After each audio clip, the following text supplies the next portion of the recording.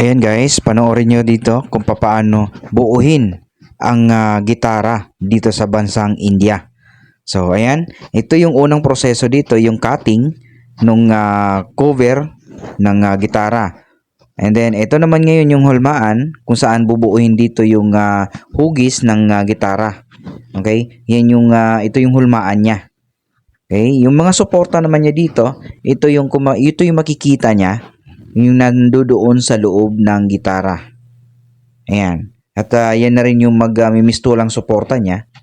Yan, hanggang sa habang buhay na yan dyan sa loob ng gitara na yan. Okay? So, didikitan na yan. At ilalagay na lapat na dito yung kanyang cover. Ayan o, magkabilaan. Yung magkabilaan cover niya. And italagay naman sa dito ng suporta para nang sa ganun mag-compress itong gitara ng lang sa ganun lumapat. Okay, so ito naman, tumigas na, tinanggal na yung mga dikit niya rito.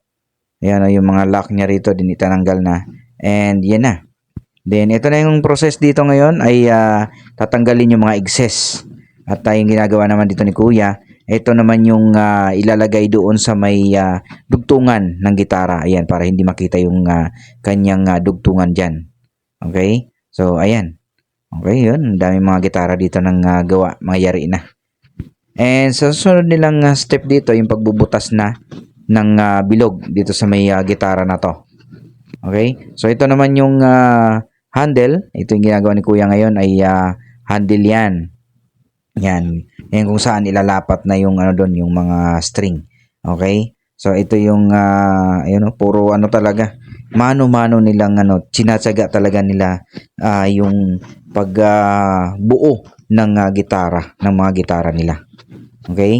So, ito naman, yung paglalapatan niyan, lalagyan ng mga pandikit yan para syempre, solido, pulido yung kapag kakayari nila. Ayan o, dyan ilalapat mamaya yung string. Dyan yung mga hook. Okay? Yung pagbubutas nila dito, hindi na lang yan isang beses, dalawang beses, kundi gawain talaga nila, kaya alam na alam nila kung saan ilalagay. Okay? So, itong dito sa bansang India, grabe naman ang nila dito talaga. Yung pagtrabaho nila dito, yung wala silang makinaryang ginagamit, puro mano-mano talaga dito sa paggawa ng gitarang ito. Okay? So, nakakabilib. Ayan, mano-mano, hinahasa ni Kuya yung para mapantay yung mga tanso na nilagay. Para hindi siya masyado matalas. Okay? Ayan yung pagkakapitan naman yan dun sa yan, yung sa mga ng string. Yung sa may adjasan. Okay? Ito naman din, yung sa may yung ginagawa dito na ngayon ni Kuya ngayon, ay didikitan niya uli. Ayan dito. Para mas matibay. Okay? So, ito na yung varnish. Pag tumigas yung varnish, ayan yung kulay niya, yung kulay red. Ito yung magsisilbi niya dito ngayong final coating dito sa gitara na to. So, may varnish siya and next na niya ay yung kulay red na. Okay? So, hindi pala pwedeng diretsong red. Kailangan na dumaan mo na siya sa varnish. So, ayun, para mayroon kang design, yan, lalagyan mo siya ng mga kulay black. Ayan. Para at least hindi lang sa isang kulay.